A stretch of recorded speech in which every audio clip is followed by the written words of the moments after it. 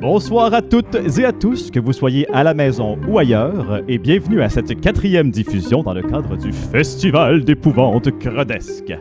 Aujourd'hui, 2e table ronde où on parle de la composition triple de nos participants-participantes avec Frédéric Barbucci et Andréane Sanson. Nos invités vont se joindre à nous dans quelques instants, n'ayez crainte. Bien qu'on n'en soit pas à notre premier rodéo, un petit rappel, ça fait jamais de tort. Donc, le Festival d'épouvante crodesque se déploie en 2 temps tout au long du mois d'octobre. D'abord, la programmation principale, les samedis à 17h, où on vous présente des parties de jeux de rôle Purgatory House, dans lesquelles 2 groupes de 5 interprètes sont invités au cœur d'un terrifiant manoir hanté. Et tous et toutes doivent lutter pour leur survie. Samedi dernier, c'était la première partie et déjà 3 de nos 10 participants et participantes ont cédé aux pressions du manoir. La programmation principale, donc, est intercalée de tables rondes, comme ce soir, les mercredis à 18h, où on discute de sujets théoriques soulevés par le festival. Et aussi, on va terminer la diffusion des mercredis avec une courte analyse des séances à venir. Ce soir, on se penche sur les scélérats et les scélérates pour nos prédictions. Ça y est, sans plus attendre, notre panel de ce soir se compose comme suit. Donc, on a dans le coin supérieur droit Frédéric Barbucci. Bonsoir Frédéric. Bonsoir! Bonsoir. Donc Frédéric, tu as complété ta formation de comédien à l'École supérieure de théâtre de l'UQAM en 2002. Tu es joueur étoile de la LNI depuis 2005. Tu fais également plusieurs apparitions sur nos écrans, sur nos antennes, que ce soit à la télé, la radio ou même sur le web comme ce soir. De plus, tu es fondateur des Productions de l'Instable où tu explores les différents potentiels de l'improvisation théâtrale et on va pouvoir vous retrouver le 9 novembre prochain en ligne avec votre spectacle Monochromie présenté par les écuries. Frédéric, merci pour ta présence et bienvenue à cette seconde table ronde du festival. Un plaisir. Et donc, dans le coin inférieur droit, c'est Andréane Sanson qui apparaît. Bonsoir Andréane. Bonsoir. Donc, toi aussi, tu as complété ta formation de comédienne à l'École supérieure de théâtre de l'UQAM en 2016, par contre, et tu fais présentement ta maîtrise, elle aussi, à l'UQAM, où tu questionnes le rôle du casting dans la formation du comédien et de la comédienne. Et on a pu te voir à l'œuvre samedi dernier dans le cadre du festival, où on te connaît mieux sous le nom de Feu Louise Deschâtelet. Andréane, Loulou, c'est un grand plaisir de t'avoir avec nous ce soir. Merci de l'invitation. Et pour compléter cette distribution, on a dans le coin supérieur gauche nul autre que Félix Basque, notre maître du jeu lors du festival. Bonsoir Félix. Bonsoir. Et ce soir, on va questionner la nature triple de nos participants-participantes, donc le fait qu'ils soient à la fois interprètes, joueurs et joueuses et personnages. C'est donc une agglomération de concepts ensemble pour nos participants. J'ai envie d'ouvrir la discussion sur la question du type de jeu qui est utilisé lors du festival. Donc, on utilise un jeu de rôle. C'est donc un jeu de narration collaboratif semi-improvisé. Donc, les participantes ne savent pas trop dans quelle aventure est-ce qu'ils vont s'embarquer, autre qu'une description générale, et vont essayer de répondre aux différents événements qui se passent pendant la partie. Donc, ce type de jeu-là emprunte tant au wargame, donc les jeux de stratégie tactique, de simulation martiale, et à l'improvisation théâtrale. Donc, ça peut se rapprocher tant à l'un qu'à l'autre de ces cousins-là.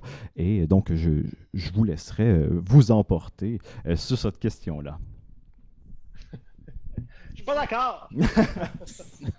Ça commence bien. Non, en fait, Andréane...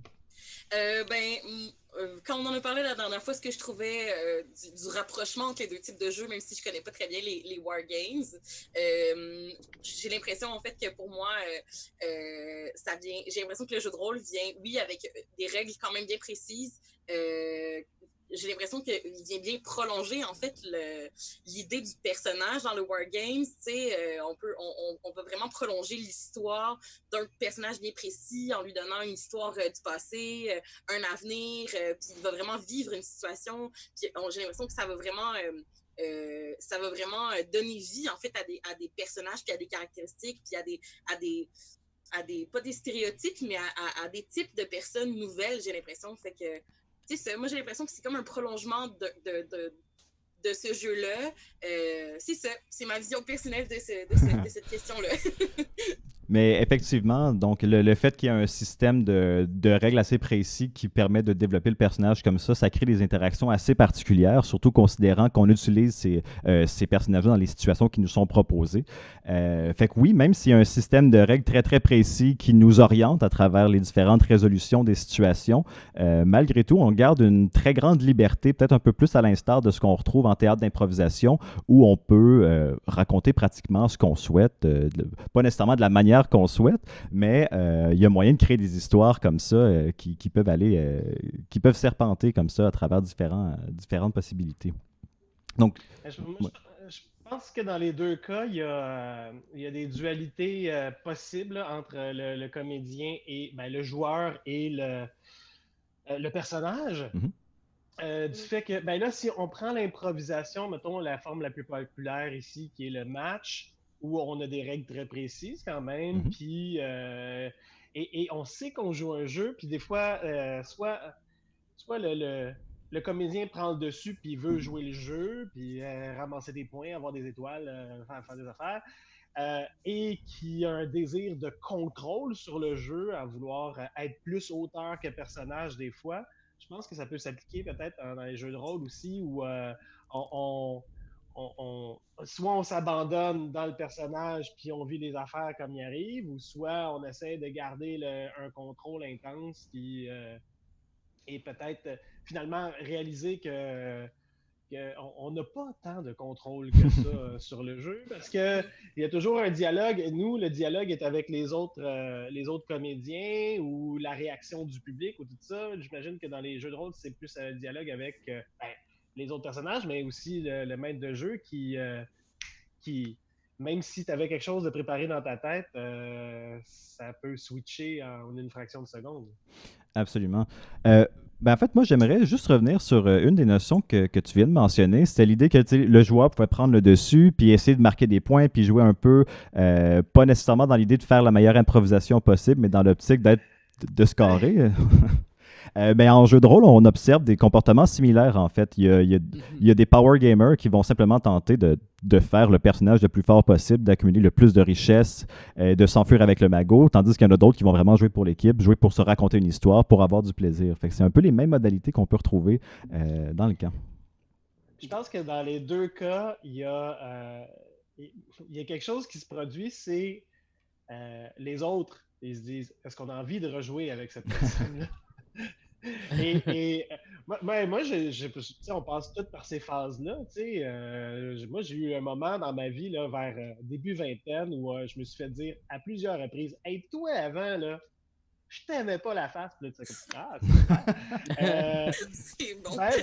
Parce que mon but, c'était briller, quitte à tasser les autres du coude, puis briller. Tandis que là, aujourd'hui, je sais que mon but, c'est faire évoluer le spectacle, c'est rebondir un sur l'autre, c'est développer notre dialogue. C'est juste, c'est comme une grosse glissade d'eau. Là. Je rentre dedans, puis je sors au bout, puis entre les deux bouts, j'ai pas bien de contrôle, à part comme avoir du fun. Ouais, j'ai l'impression aussi qu'on retrouve un peu ça dans le jeu de rôle. En tout cas, pour ma courte carrière dans le jeu de rôle actuel, j'ai l'impression aussi qu'il y en a que c'est comme, OK, moi, je veux gagner, puis je veux, genre, avoir le personnage le plus puissant possible. Puis, tu sais, c'est vrai que c'est moins dans l'optique de collaborer puis de raconter une histoire ensemble, puis de créer un moment qui va être le fun, tu sais, puis qui va être agréable, puis une histoire qui va être construite de façon collaborative, tu sais. C'est ça. J'ai l'impression que c'est dans deux optiques de jeu complètement différentes, qui sont valables les deux, j'ai l'impression. Ça peut être super le fun de voir un personnage comme ça. Ce personnage-là aussi est voué à un avenir dont on ne connaît pas l'issue. On ne va pas savoir si ce personnage-là va se planter ou s'il va réussir. Fait que j'ai l'impression que c'est drôle aussi, dans les deux cas, de voir ce qui va se passer. Après, il y a une certaine nuance dans le type de jeu qu'on va rechercher. Dans le cadre du festival, on joue devant un public, puis on est en compétition parce qu'il y a des survivants, il y en a qui meurent. Le jeu il est conçu pour qu'il y ait des morts, donc ça crée une tension qui est plus compétitif. Reste que dans la plupart des jeux de rôle, c'est plus un objectif collaboratif. Comment tu gagnes un jeu de rôle, entre guillemets, mais c'est si le groupe réussit à amener à bout sa quête ou son objectif. Donc, quand c'est conclu. Fait en ce sens-là, on n'est pas contre le maître de jeu, puis le maître de jeu n'est pas contre les joueurs. C'est d'ensemble trouver un peu comme en impro quand on dit de jamais refuser, de jamais dire non. Là, c'est un peu la même chose, c'est de bloquer complètement un joueur ou de bloquer complètement un maître de jeu. Ça va juste créer un jeu qui stagne, alors que je sais pas, si des joueurs ils attaquent un manoir, puis il y en a un voleur qui veut sauter au lustre puis se balancer pour atterrir sur la table au centre du manoir, et que le maître de jeu n'a pas prévu du tout ce genre de situation-là, ben il peut se revirer sur une scène puis dire ben finalement il y a un lustre, fait que toi fais ton truc, on va servir maintenant du cadre du jeu pour dire qu'il faut que tu roules tel dé, que tu fasses telle chose, puis on invente une règle pour que tu puisses faire ton trip, comme ça tu peux briller. Moi, mon scénario il est pas complètement débalancé. Les autres joueurs trouvent ça drôle, puis on trouve comme un beau terrain d'entente entre tout ça. Non, mais même dans le match d'impro, je veux dire, l'adversaire, c'est une illusion, là, c'est une mise en scène, c'est pour le public, ça appartient au public. Nous autres, moi, je sais que si la personne en face de moi qui est supposée être mon adversaire tombe, le show, il tombe, tu sais. Fait que dans le fond, j'imagine que les rôlistes, s'ils veulent avoir du plaisir, ben, faut qu'ils s'abandonnent au maître de jeu. En quelque sorte, mais tout ce que vous racontez, en fait, ça me fait penser au fil de mes quelques expériences de jeux de rôle à travers les années, il tend à se développer une sorte de parcours type pour le joueur ou la joueuse, donc qui développe son lexique de joueur, qui apprend à jouer au final à force de jouer. Puis ça tend à être en premier lieu, une espèce de découverte bourrine d'essayer de briser le système. Là, on regarde à ce qu'on peut tuer tous les personnages non-joueurs qu'on croise, qu'est-ce qui est possible de faire d'une façon très, très destructrice. Ensuite, il y a une deuxième phase où on tend à plus développer des personnages extrêmement puissants. Donc, briser le système, mais en l'utilisant, pas en ayant à contre-courant. Être le plus fort possible, pouvoir tuer des dieux, jusqu'à où est-ce qu'on peut se rendre dans cet univers-là. Et en troisième phase, c'est plus de l'exploration. C'est plus la partie où les joueurs ont tendance à créer des bardes de danse, explorer comment est-ce qu'on peut faire des nouveaux types de personnages, comment est-ce qu'on peut développer des histoires qui vont se créer d'une façon nouvelle à l'intérieur du système de jeu. Fait que j'étais curieux de peut-être entendre vos expériences personnelles sur votre développement de joueurs et joueuses, tant d'improvisation que rôlistique, évidemment. Ben oui, je peux y aller.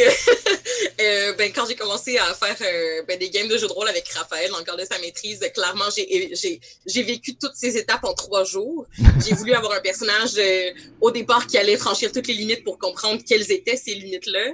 Après ça, j'ai tenté, oui, c'est ça, d'avoir le personnage le plus puissant possible qui allait gagner pour sûr, parce que qui veut pas gagner dans un jeu. Puis après ça, c'est vraiment est venu la phase assez rapidement de vouloir juste avoir un personnage qui était foisonnant, qui avait vraiment des caractéristiques qui étaient originales. J'ai voulu aller tester plus comme la profondeur du personnage puis de son histoire, puis c'est ce qu'il pouvait apporter. Ce que je trouvais vraiment intéressant aussi dans cette exploration-là du personnage, en tout cas, moi, ce qui me fascine, c'est comment est-ce qu'on peut imaginer d'autres formes d'identité, tu sais, aller imaginer d'autres formes d'humains qui vont aller explorer d'autres formes d'histoire, puis comment est-ce qu'on peut jongler avec des caractéristiques qui vont pas forcément ensemble pour aller montrer des personnalités différentes dans les jeux de rôle. Parce que moi, je trouve que ça a un rapport quand même assez, en tout cas, moi, je le vois comme ça, mais c'est un rapport assez politique avec la création d'identité, puis pouvoir se donner les caractéristiques qu'on veut dans ce jeu-là, puis les vivre pendant 1, 2, 3 games, tu sais. En tout cas. On peut retrouver sensiblement un cheminement sensiblement pareil en improvisation. Il y a des prodiges comme Andréane là, qui font ça en 3 jours. Mais moi, si je me fie à mon expérience, pendant très longtemps, je veux dire, j'étais le centre de ma création. Je veux dire, c'était, je me nourrissais moi. À un moment donné, tu passes à, je vais nourrir moi et mon clan, moi et les miens, moi et les proches. Puis à un moment donné, tu passes à, OK, je vais nourrir le show, le spectacle, l'expérience en tant que telle. Puis c'est ça, il y en a qui, après le 2e, ils lâchent. J'ai fait le tour, tu sais. Puis il y en a qui lâchent plus tôt. Mais je pense que là, j'en rencontre de plus en plus qui sont rendus comme moi à faire comme... Là, on parlait du match tout à l'heure, mais pour moi, le match, c'est une facette d'un des 1000. Je sais pas si c'est un des 1000. Ça doit ressembler à une balle, là. Ouais, c'est ça. Ça ressemble pas mal à une balle. Non, ouais. Mais dans le sens où, je veux dire, le match, c'est une façon de faire. Maintenant, il y a plein de façons de faire de l'impro. Puis moi, j'en suis rendu là avec plein d'autres mondes à se poser des questions comme OK, qu'est-ce qu'on n'a pas fait encore, qu'on aimerait faire, qu'on aimerait essayer, tu sais. Puis c'est ça, c'est des étapes à. Puis, c'est drôle, pendant que je vous écoutais parler, je me disais, ah, mais il y a quelque chose aussi de la vie de même, là, tu sais, dans le sens où, tu sais, à un moment donné, t'atteins un point où tu fais comme, OK, moi, dans ce groupe-là, avec les autres, avec, tu sais, d'essayer de comprendre les autres, là. C'est un peu ésotérique, mon affaire, mais... non, mais je dirais même que, tu sais, pour faire des liens avec ce qu'on disait tantôt, un joueur qui veut briller, tout ça... Dans le jeu de rôle, si tu veux jouer tout seul, ça va être plate longtemps, tu sais, justement. Tu apprends assez vite que si tu veux avoir du plaisir, il faut que tu permettes aux autres de jouer, mais que aussi, si toi, tu es peut-être un peu plus intense, que tu les invites à embarquer dans ton délire en créant des liens entre vos personnages, en sollicitant leur aide lorsque on en a besoin. De jouer solo dans ce type de jeu-là, ça peut souvent mener à la mort de certains personnages. mais plus implicitement, faire qu'on se fera peut-être pas réinviter à une game après ça. Mais j'ai envie de prolonger un peu l'idée. Frédéric, tu semblais tendre vers la question de créer des nouvelles façons de faire de l'improvisation. Ça, au niveau rôlistique, ça tend plus à devenir maître du jeu et proposer des nouveaux systèmes de jeu à ton groupe avec lequel tu joues régulièrement, parce qu'on rappelle que le jeu de rôle se fait plus souvent en petits groupes fermés et pas devant public. Donc cette volonté-là de créer des nouvelles façons de faire, d'essayer d'essayer des nouveaux systèmes de création, ça tend à devenir maître du jeu, tout simplement, si on voulait faire l'analogie. Ah oui? Peut-être. Non, mais moi, j'ai un spectacle où je dirige les comédiens pendant qu'ils jouent. Fait que, quelque part, oui, tu sais. Mais je pense que c'est le propre de quand tu as exploré plein d'affaires ou quand tu as exploré la bulle qui existe, ben là, tu essaies de pousser les limites, tu sais. Puis même que... D'ailleurs, aujourd'hui, c'est l'anniversaire du match d'improvisation. 43 ans aujourd'hui. Ouais. Et c'était ça. Je veux dire, c'était des comédiens qui se sont dit « Hey, on essaye quelque chose. Il était supposé de faire 4 soirs seulement. Ça fait 43 ans que ça existe. Ça se joue dans 30 pays. » Fait que, il y a un peu de ça de « Ah, on va l'essayer, on verra. » Puis finalement, tu tombes sur quelque chose, tu fais « Hey, non, on va pas juste l'essayer. Maintenant, on va le jouer pendant 40 ans. » Puis on va le faire jouer à tout le monde, tu sais. Ouais. Mais pour ça prend des maîtres de jeu qui font comme OK, suivez-moi, gang, j'ai une idée. Absolument. Puis donc, ça se définit comment est-ce qu'on va jouer par la composition de la table, simplement. Qui est-ce qui va participer, tout ça. Et donc, avec qui on va jouer va avoir une énorme incidence sur comment est-ce que la partie va se dérouler, qu'est-ce qui va se passer, comment ça va se passer. On l'évoquait tantôt, Félix mentionnait que si jamais tu es un joueur qui tend à être destructeur, il y a des chances que tu ne sois pas nécessairement réinvité aux parties subséquentes. Toi, Frédéric, donc, est-ce que tu as des expériences similaires à nous partager, peut-être? Est-ce que... Moi, j'ai été des deux bords de cette médaille-là. Wow! C'est-à-dire? C'est genre, un moment donné, tu te fais tasser, puis tu sais, ouais, pourquoi? Puis de l'autre bord, tu fais comme, hey, on n'a pas vraiment envie de jouer avec cette personne-là. OK. Mais c'est des choses qui s'apprennent, tu sais, c'est ça. Puis plus j'avance, plus je comprends, là, tu sais. J'essaie d'accompagner ces gens-là plutôt que de les repousser maintenant. Puis heureusement, on peut apprendre à jouer tant en improvisation théâtrale qu'au jeu de rôle. On n'est pas statique dans nos propres mécanismes. Il faut juste avoir la volonté de les défaire et d'apprendre des nouvelles façons de faire. Oui.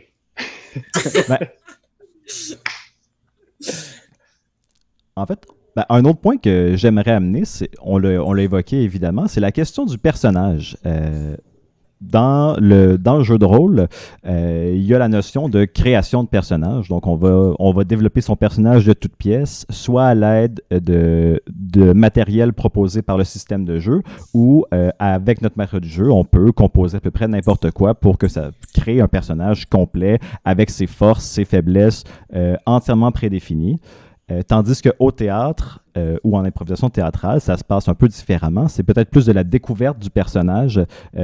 Si par exemple on joue Hamlet, on va découvrir Hamlet sous ses différentes facettes. On ne va pas recréer Hamlet nécessairement, dépendamment de quel type de théâtre expérimental on fait, évidemment. Mais donc, ces deux modalités-là peuvent exister face au personnage. Fait que j'étais curieux de peut-être entendre Andréane sur l'approche d'un comédien-comédienne face au personnage versus dans le jeu de rôle, où est-ce que tu crées ton personnage de toute pièce? C'est vraiment une question particulière parce que créer un personnage dans le cadre d'une partie, il y a ce que j'ai réfléchi en fait quand tu nous as envoyé les questions, c'est que ce qui est particulier, c'est que les catégories sont choisies. Les catégories pour définir un personnage sont présélectionnées, puis déjà ça, c'est quand même un signe de certains codes culturels positionnés dans l'espace-temps de la vie, là, tu sais. Fait que forcément, si on choisit de déterminer, par exemple, une caractéristique essentielle et, par exemple, son nom, son sexe, ça va déjà proposer quelque chose qui va être installé, tu sais. Après, comment est-ce qu'on crée un personnage dans le cadre d'une production théâtrale? Ben forcément, il y a tous les facteurs, la mise en scène, le texte, le choix des costumes, puis tout ça va influencer le personnage qu'on va créer. Fait que dans les deux cas, il y a quand même une imposition quand même assez forte de choses à respecter pour l'interprétation. Voilà. Ça, c'est comment est-ce que je vois ces deux différences-là. Après, moi, ce que j'adore avec le jeu de rôle, c'est qu'il y a quand même une liberté qui est assez exceptionnelle au sens où, oui, les paramètres qu'on va créer selon les catégories qui ont été identifiées par le jeu, par exemple, il faut absolument que tu choisisses c'est quoi ton arme, par exemple, ou ton objet, ou quelque chose comme ça.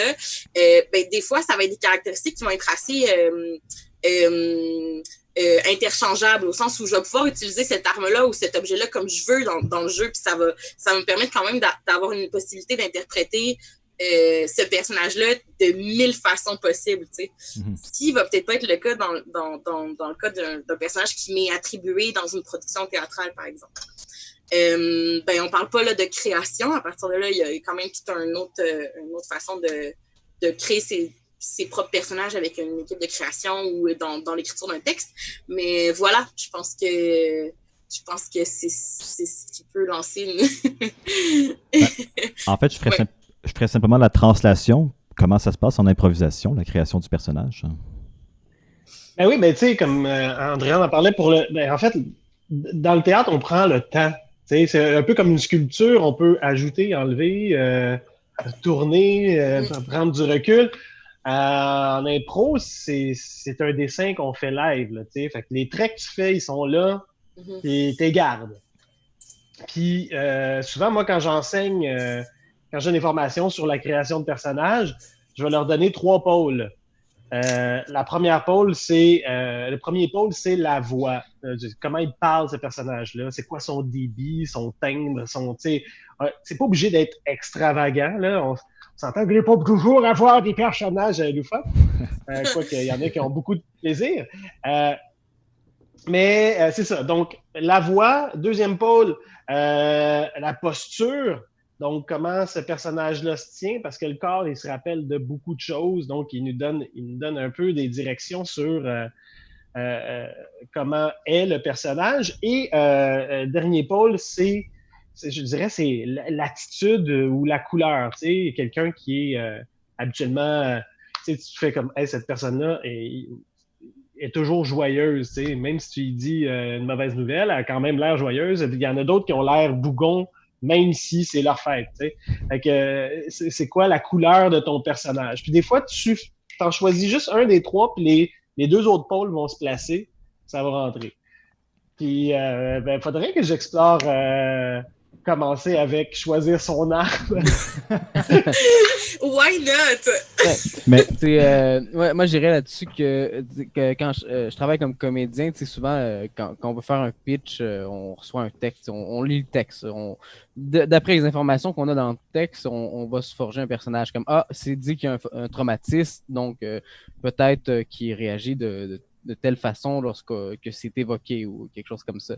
Alors que lorsqu'on est en jeu de rôle, ben, ces informations-là, on les choisit, mais reste qu'ils ont le même impact sur l'interprétation. On peut décider justement que notre personnage a peur du feu parce que sa maison a été brûlée de la même façon qu'on le déterminerait après l'avoir lu dans une pièce. C'est juste que là, on a la liberté de choisir les limites dans lesquelles on va créer son personnage, je pense. Puis c'est ce qui est intéressant. Personnellement, à mesure d'en jouer, souvent, je suis plus porté à choisir des limites pour mon personnage parce que ça m'incite à trouver des façons de l'interpréter. Même que la dernière version de Donjon Dragon, la 5e édition, elle propose ces défis, ces défauts-là. On peut les rouler au hasard ou les choisir, mais ça peut dire ton personnage, par exemple, il est très avare puis il veut tout l'or du monde. Et là, déjà, un joueur qui n'est pas un interprète va être porté à rechercher ce que son personnage veut. Fait à quelque part, de délimiter ces limites-là, ça permet d'ouvrir une liberté de jeu qui est assez grande, je crois. Mais je pense que si t'es... en tout cas, en impro, ça arrive. J'imagine que ça peut arriver aussi dans les jeux de rôle où si tu es vraiment à l'écoute de ton personnage, tu vas découvrir les limites quand ils vont arriver. Genre, si quelqu'un te lance des affaires, te fait fâcher, puis là, tu fais comme, eh ben, mon Dieu, mon personnage, ça y en prend beaucoup avant de se fâcher. Je m'attendais pas à ça. Je suis en train de me faire traiter de poisson pourri, puis j'ai aucun problème. Fait qu'il y a bien des affaires qui... c'est le personnage qui va dicter au comédien comment réagir, puis pour ça, il faut comme être en paix, puis lâcher le contrôle. C'est ça. Le gros problème, selon moi, en improvisation, c'est que on laisse beaucoup trop l'auteur s'accaparer de l'histoire parce qu'on se dit, mais non, il faut l'écrire. Et là, tu fais, non, l'histoire est devant toi, il faut que tu la joues, puis il faut que tu y réagisses, en fait. Puis je sais pas à quel point c'est ça. Est-ce que cette dualité-là est là dans les jeux de rôle où tu fais comme j'ai envie de contrôler ou je relâche un peu puis j'aurais envie de répondre que nécessairement pour ce qui est des limites elles-mêmes du personnage, il y a quand même la notion d'équilibre qui est présente dans le jeu de rôle où on essaie de faire en sorte qu'il y a personne qui va être beaucoup plus fort que les autres. Et donc, ça l'impose qu'il doit nécessairement y avoir des limites et ce à quoi tu n'as pas nécessairement pensé d'avance, tu n'y as pas accès tout simplement parce que sinon, tu peux rajouter des morceaux de ton personnage comme ça au fur et à mesure. Et souvent, les jeux... Mais Vas-y. Il n'y a pas genre voyons, le facteur kryptonite qui peut rentrer en jeu. Tu sais, comme Superman... quand Superman a été inventé, ils ont fait comme il est vraiment trop fort, il faut y trouver quelque chose. Tiens, de la kryptonite. Il y a quelque chose à un moment donné, quand t'es trop fort, on te ramène. Rendu là, ça va plus appartenir au maître du jeu de gérer l'équilibre de sa table. Souvent, les joueurs n'aiment pas beaucoup ça, se faire enlever des bonbons qu'ils viennent de recevoir. Fait que ça peut changer ta dynamique. Est-ce que tu as une expérience à partager, Brian? Non, oui, là... Ben, tu sais, avec Louise, j'ai testé exactement cette tactique-là, Frédéric, que tu mentionnes, le lâcher-prise. Donc, en fait, je trouvais ça particulier parce que je me suis dit, OK, je vais prendre des caractéristiques que moi, j'adore. Tu sais, par exemple, elle, son dada, c'était l'herboristerie. Fait que c'est clair que dans une maison hantée, c'est pas quelque chose d'utile, tu sais, ou de pratique pour gagner. Et puis, mon autre caractéristique, c'était l'empathie. Donc, quelque chose qui est inhabituel aussi dans une maison hantée. Puis j'avais un bat de baseball. Fait que tu sais, c'était des choses que j'étais comme, il y a aucune logique derrière. Il y a aucune logique de, je vais être capable de raconter cette histoire-là ou whatever. Tu sais, c'était vraiment, j'ai décidé de juste faire comme, OK, laissons voir ce qui advient à Louise avec un bat de baseball puis de l'empathie, mettons. Puis c'est drôle parce qu'il arrive tellement de choses que tu peux même pas réfléchir, tu sais, même pas, tu sais, appréhender. C'est impossible. Faut que tu laisses ça, vivre, tu sais. En tout cas, voilà. C'est totalement le processus en tout cas, le processus de l'impro, là, quand on arrive à un niveau où on lâche prise, on fait comme, moi, je pars avec ça, puis le reste va s'écrire. Là. Voilà, c'est une impulsion, Puis à la fin de la scène, on va voir qu'est-ce que ça a donné. Ouais. En fait, ce que je retire de la question du personnage, c'est que quand on s'oriente dans une perspective plus théâtrale, c'est beaucoup des questions d'incarnation. Comment est-ce que dans le corps, ça va se déployer, comment dans l'émotivité, fait que c'est beaucoup intérieur et comment est-ce que ça s'extériorise. Tandis que dans le jeu de rôle, c'est plus une question de règles, de combien est-ce qu'il y a de force, de plus combien j'ai en natation, fait que c'est plus numérique, si on veut. Puis, on peut aussi observer deux types de joueurs. T'sais, on en a un qui va parler pour son personnage. Quelque chose le fâche, paf, le poing sur la table, non, ça me plaît pas, puis il fait la voix de son personnage. Alors qu'il y a des gens qui vont être complètement extérieurs à ça, puis ils vont faire OK, là, mon personnage, il se fâche. Puis il dit non, non, non, non, non. Mais fâché. Mais j'étais curieux de savoir. Quel jeu vous préférez ou quel jeu vous jouez, vous? Moi, j'aime ça parler pour mon personnage, mais tu sais, je travaille comme comédien aussi, fait qu'il y a sûrement quelque chose qui vient plus me chercher là, mais je pense que les deux se valent, puis à quelque part, j'imposerai pas à des joueurs un ou l'autre dans tel type de choses. Après, c'est sûr qu'autour d'une table, pour un jeu le but, c'est pas forcément l'interprétation, même si j'apprécie ça, le faire personnellement. Si on parle d'un GN, par exemple, là, ça se peut qu'on te demande de respecter certaines normes, comme ne pas faire allusion comme à notre époque actuelle dans ton vocabulaire. Je pense que ça dépend du jeu, puis je pense que ça dépend du cadre aussi. On dirait que ça définit beaucoup le niveau justement soit de lâcher prise du joueur ou de confiance du joueur par rapport aux autres, par rapport au groupe qui joue. Mm-hmm. Tu sais, si tout le monde est en train de dire ce qu'il va faire au lieu de juste comme l'incarner puis l'interpréter, j'ai l'impression que plus la partie avance, plus il y en a qui se mettent dedans, puis plus il y en a qui font juste être dans le degré du personnage, tu sais. Ce qui est particulier, c'est que j'ai l'impression que moi, plus je suis confiante, plus je suis à l'aise pour interpréter, puis le vivre en live, puis tu sais, devenir Louise, tu sais, ou devenir le personnage à un moment donné. Mais j'ai l'impression que quand tu commences, t'as peur un peu, t'es comme, ah, ben là, c'est bizarre, on dirait qu'il faut que je dise qu'est-ce que je fais, mais là, OK, je m'en vais dans le salon et je dis, puis là, tu dis ta phrase, tu sais, mais en tout cas, il y a toute une espèce d'évolution dans le... Ouais. Je pense que le public joue pour beaucoup. En tout cas, tu sais, nous autres, on se pose pas la question. C'est-à-dire, je suis en train de jouer, c'est marche ou crève, là. Je veux dire, si je laisse tomber, c'est le spectacle qui tombe. Donc, et là, tandis que là, si tu joues dans une petite gang, mais là, tu fais, je me sens. Pour qui tu joues? Tu joues pour toi. Ouais, exactement. Mais je sais que Raphaël, toi, tu portes ça à une production théâtrale. Là. Exact. Ben, dans le cadre du festival, c'est pas nécessairement imposé aux participantes d'incarner le personnage, mais nécessairement le fait qu'on est puisé dans un bassin de comédiens et comédiennes pour devenir nos joueurs-joueuses, ça tend aussi à ce que ces personnes-là incarnent le personnage lui-même.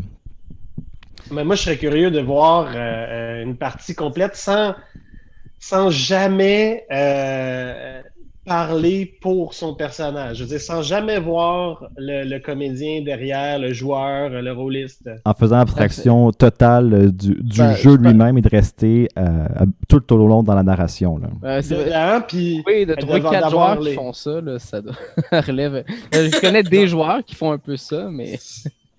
Je vais t'en trouver. Les 4 joueurs qui sont complètement extérieurs, là. Ça doit être moins intéressant.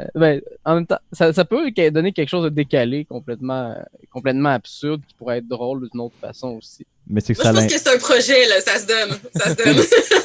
Mais c'est qu'en fait, ça l'imposerait que le maître du jeu doive déduire ce qui se passe au niveau des règles du jeu de ce que les joueuses font dans l'incarnation. Fait que ça crée une espèce de séparation franche entre le maître du jeu et les participants, ce qui n'est pas inintéressant, ce qui est une modalité de jeu que personnellement, je n'ai pas encore explorée, mais... Mais il n'y a pas à déduire. En fait, c'est ça qui se passe aussi en improvisation. Des fois, on pense qu'il faut déduire ce que l'autre est en train d'apporter. Mais moi, ce que j'enseigne, c'est essaye pas de déduire. Là. Des fois, la personne en face de toi, c'est même pas ce qu'elle fait.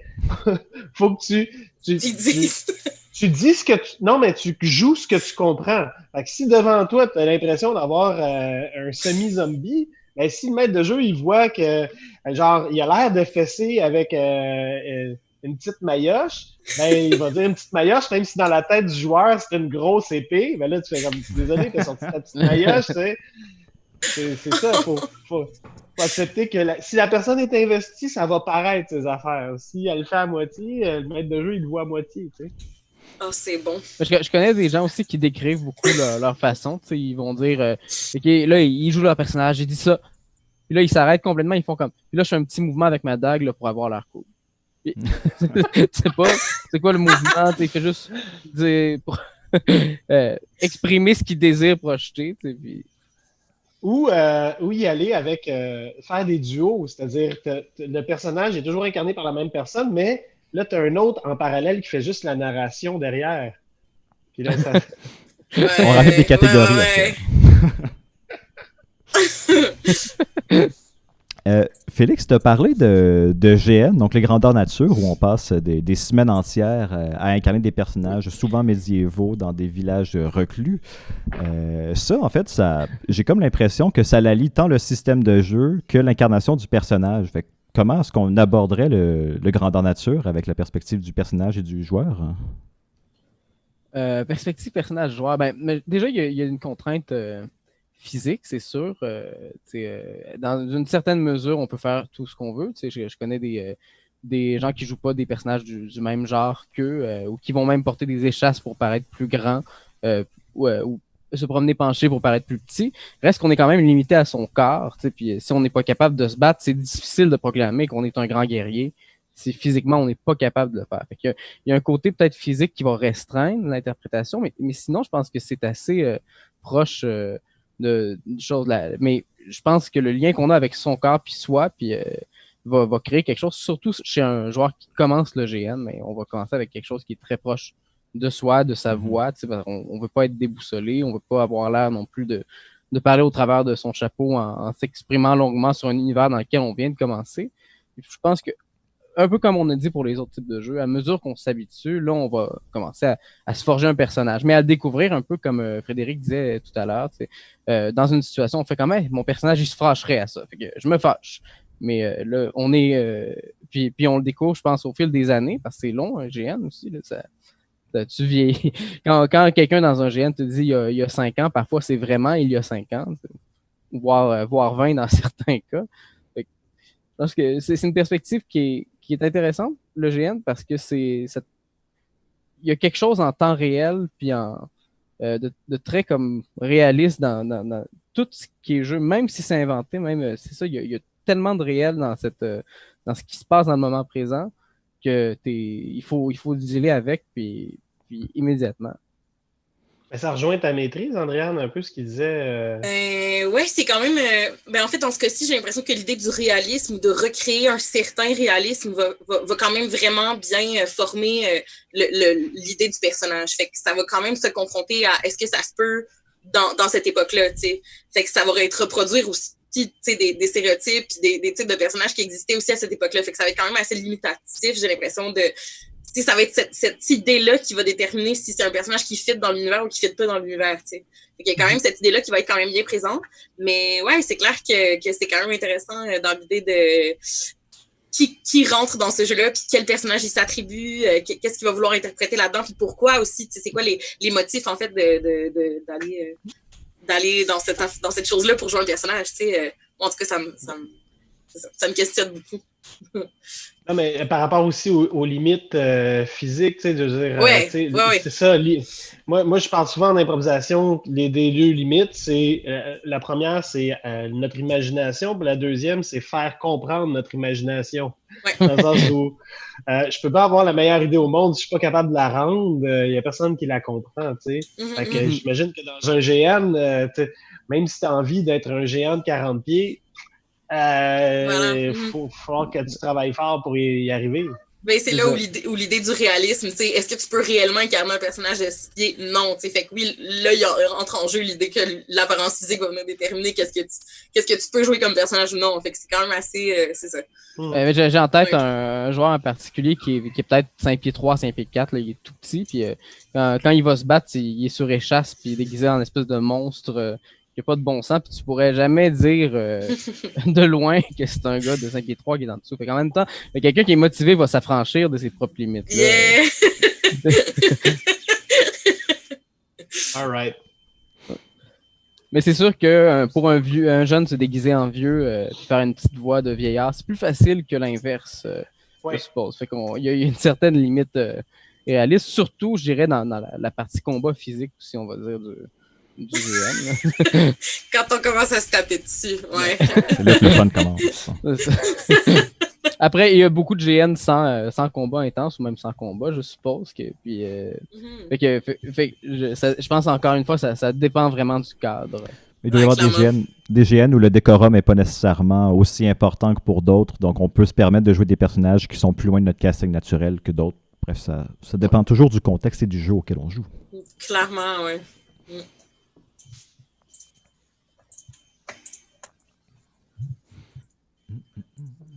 Super. Aviez-vous quelque chose à ajouter?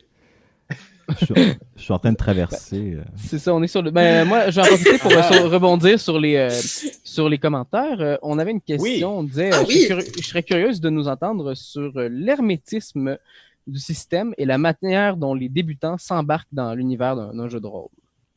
J'ai mal compris la deuxième question, pardon? Donc, elle serait curieuse de nous entendre sur l'hermétisme du système et la manière dont les débutants s'embarquent dans l'univers du jeu de rôle. Parce que c'est vrai quelque chose que il y a des gens qui ont de la misère à s'embarquer dans un jeu de société simple. Un jeu de rôle, c'est beaucoup d'investissement de temps. Est-ce qu'on aurait des choses à dire là-dessus? Andréane, toi qui as découvert récemment l'univers du jeu de rôle, donc tu as dû en apprendre 2 différents dans la dernière année. Puis 2 jeux qui mettent de l'avant la narration, donc qui sont relativement légers au niveau du système de jeu. Juste pour que tout le monde soit au courant, Andréane a joué à Nemesis et à Purgatory House. 2 jeux d'horreur d'ailleurs.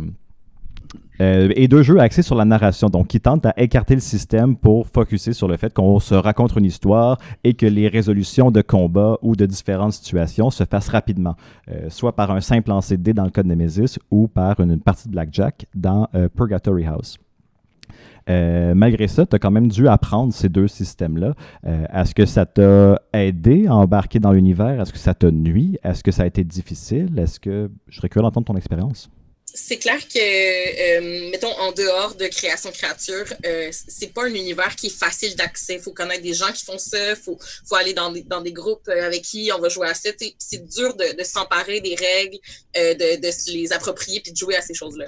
Je pense que vous avez eu tout à voir avec l'accessibilité. En fait, vous avez rendu accessible vraiment beaucoup ce jeu-là. Fait que c'est vraiment grâce à vous, en fait, si j'ai l'impression que j'ai eu plus accès facilement à ce qu'il y a de plaisant là-dedans. T'sais. Avant de, j'ai même pas eu à lire les règles tant que ça. Vous avez expliqué à chacune des parties comment créer son personnage. Vous avez été présent aussi. Je pense que le DM et l'organisateur ou l'organisatrice de la partie a tout à voir avec l'accès à l'univers. Sauf si on veut s'investir de cet univers-là, ce qui est quand même une démarche colossale. Là. À vous regarder travailler, c'est quand même complexe de s'emparer des règles pour les comprendre, puis les apprécier, puis jouer avec elles. T'sais. Fait qu'il faut comme devenir maître de tout ce qui est les détails, puis tout ça. Mais c'est vrai que ça peut paraître un univers hermétique. Puis je pense que ça m'a aidé d'avoir une formation aussi comme comédienne avant là, pour faire confiance aussi au fait que les règles ils sont importantes mais pas tant que ça. T'sais. À un moment donné, tu vas finir par y aller puis juste par jouer puis avoir du fun pour de vrai. Fait que je pense que c'est difficile pour quelqu'un qui a peut-être pas eu la formation que moi j'ai eue puis l'accompagnement que j'ai eu. Mais après, je pense qu'il y a quand même une belle place qui peut être faite si on prend le temps de bien comprendre comment est-ce que ça se fait. Je pense qu'il y a quand même une belle place pour les néophytes et pour ceux qui veulent apprendre ou celles qui veulent apprendre. Voilà. Si je peux faire le parallèle avec l'impro, je pense qu'il y a beaucoup de monde qui pense que c'est ça. Des fois, l'impro, c'est pour du monde qui arrive qui n'en ont pas fait au secondaire, au cégep, à l'université. Ils arrivent et ils font comme... il y a des cours, heureusement, il y a des formations. Viendrez sur notre site internet. Non, mais... Mais il reste que je pense que quelque chose qui est joué aussi souvent par autant de monde commence à avoir des codes, puis des conventions non écrites, puis des choses, même à la limite, ça prend comme vie par soi-même, surtout même quand on change de groupe, de ligue. C'est plus joué comme ça ici. C'est plus joué comme ça ici. Fait que de l'extérieur, tu vois pas les différences. Les gens s'en parlent, mais tu sais pas de quoi ils parlent. Donc, c'est ça qui peut peut-être être difficile pour les gens qui débutent, mais souvent, tu as des gens bien évolués qui font comme non, venez-vous-en. On veut un regard frais aussi. On veut travailler avec des gens qui connaissent pas les règles. Ouais, non, mais qui vont pas juste faire comme appliquer la meilleure recette possible, qui vont juste tout prendre puis essayer de jouer comme on essaie de faire, des fois, jouer pour la première fois, même si ça fait des milliers de fois que tu joues. Ben, ça met beaucoup en jeu, en fait, la communauté dans laquelle tu t'inscris. Puis, ben, effectivement, c'est sûrement plus facile d'embarquer dans Donjon Dragon que ces codes préétablis qu'on connaît bien. On connaît les elfes, on connaît les nains, on connaît les orques. Fait que c'est peut-être plus facile d'embarquer dans un univers comme ça que d'embarquer dans, par exemple, un univers que Call of Cthulhu, dans un univers Lovecraftien, où les monstres s'appellent des Shoggoths et Nyarlathotep bref, des trucs comme ça. Fait que ça a effectivement sa barrière d'entrée. Souvent, quand on part, je pense à des parties que j'ai commencé avec des joueurs qui n'avaient jamais joué, par exemple, ou ce genre de truc-là. Il y a un peu un concept de tutoriel. Là. Si tu commences avec un donjon dans lequel il y a des... il y a des pièges magiques, des créatures, des trucs comme ça. Ça sera impossible, les gens vont faire des erreurs. D'y aller petit pas par petit pas. OK, on est présentement dans une situation de combat, ça se déroule comme suit. T'sais. Le prochain combat, là, on rajoute un élément.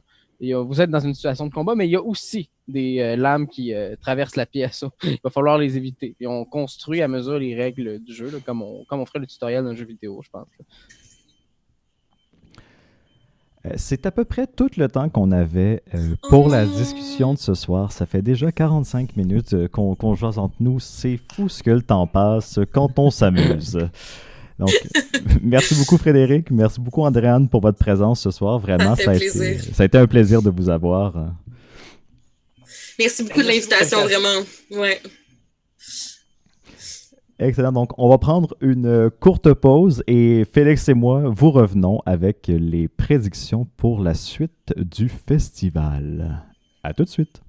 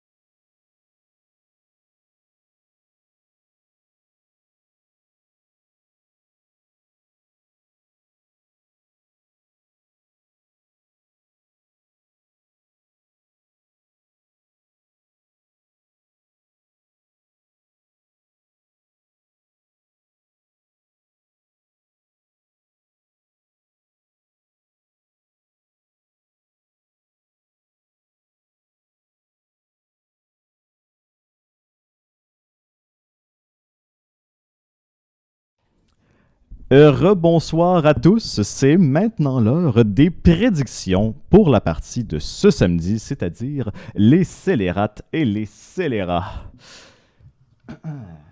Commençons directement dans le vif du sujet avec le personnage de Patricia, Cristal de son nom. Oui, alors, Crystal, quand même un personnage qui a l'air. Ben, on va le dire, dans les scélérats, il y a beaucoup de combats qui a l'air d'avoir été prévus. Il y a beaucoup de personnages armés. Crystal a peur d'être faible. C'est assez abstrait. On se demande, par exemple, dans une maison hantée, les peurs abstraites, c'est très possible que ça prenne forme. On verra ce qu'il en est. On verra. Sinon, on regarde perceur de mystère. Ça peut être pratique pour découvrir les secrets. Puis elle maîtrise ses émotions, ce qui peut être vraiment bien balancé. En fait, sa faiblesse qu'elle s'est choisie. Sinon, le fusil sniper, j'ai hâte de voir comment ça va prendre forme, puisque comme on peut le remarquer, c'est la première arme à feu qu'on va voir dans le jeu. Absolument. Moi aussi, c'est ce qui m'avait frappé de la fiche de personnage de Crystal. C'est donc son arme de précision. La seule arme à feu du festival et un sniper. Ça a l'air de rien, mais ça décape. C'est un peu moins pratique à l'intérieur, par contre. J'ai hâte de voir. Mais le personnage a plus qu'une corde à son arc, surtout avec des traits flexibles comme ça, ne se laisse dominer par aucune émotion. Moi, j'ai l'impression que Patricia s'assure de pouvoir utiliser ses traits tout le long du parcours. J'ai confiance en cette performance. Absolument. On a le personnage aussi de Anthony Tingo. Martin Ripaud dit la RIP. OK, quand même, ici, on a quelque chose d'assez original. Donc, on a une peur du soleil, donc des rayons UV. La nuit dans une maison hantée, c'est un choix judicieux de peur parce que c'est quand même précis. Il reste dans les règles du jeu, mais en effet, il y a moins de chances de tomber sur les rayons UV que sur simplement l'obscurité, par exemple, comme on a pu le voir pour d'autres personnages précédemment. Il sait apprivoiser les rats. Oui. Ça, c'est très précis. Je me demande s'il va pouvoir la mettre à exécution. Puis, il est Nyctalope. Nyctalope qui est peut-être moins utile parfois juste de même, mais lorsqu'on est dans une situation où justement il n'y a pas d'éclairage, qui est très probablement le cas dans une maison hantée, ça peut nous permettre de discerner beaucoup de secrets, de solutions alternatives. Donc, c'est assez polyvalent en fait. Absolument, absolument. Oui, ben, c'est un personnage intriguant. Comme tu l'as dit, il semble pas nécessairement disparate, mais très curieux. J'ai hâte de voir comment est-ce qu'il va être mis en exécution. Il va être utile à des moments précis, je pense, exact. De la partie. J'ai hâte de voir comment il va être mis en exécution. Mais, et sa peur des rayons UV du soleil, bonne chose, ça se passe la nuit, donc ça part bien. Mais on ne sait pas à quel point Camilla était fan de luminothérapie ou autre lampe UV. Donc, absolument. On le découvrira. Vient ensuite le personnage de Josian Neveu, Olympus Bourque. OK, ben ça, on l'attend tous. Hein, c'est notre anti-Kevin Thompson. C'est notre autre gros bras. Je vais un peu me répéter là-dessus parce que des fois, un gros bras, c'est ça que ça te prend pour survivre. Hein. Donc, moi, je pense que il y a une faiblesse avec sa peur du noir, mais il reste musclé, armé et huileux. Donc, je pense que jumelé à un autre personnage, il va être indestructible, à moins que les autres se retournent contre lui, forcément. Oui, effectivement, l'autre part de mes attentes pour la finale, donc Olympus Bourque, j'aimerais bien voir leur confrontation dans la troisième partie. Moi, je remarque aussi une certaine synergie entre Olympus et Crystal, qui font partie de la même équipe. Comme Crystal a peur de sa propre faiblesse, si Olympus le veut, va peut-être pouvoir lui prêter ses haltères pour qu'elle puisse se mettre en shape. On ne sait pas. Mais Olympus semble déjà bien ami avec Pinky Gonzalez. Donc, à voir comment cela se déploie. Quatrième personnage, on a Manon The Brain Bédard, joué par Ariane Trépanier. Oui, ça, je pense qu'on a affaire, et peut-être qu'elle va me donner tort pendant la partie, mais je pense que justement, on a affaire à un personnage de soutien.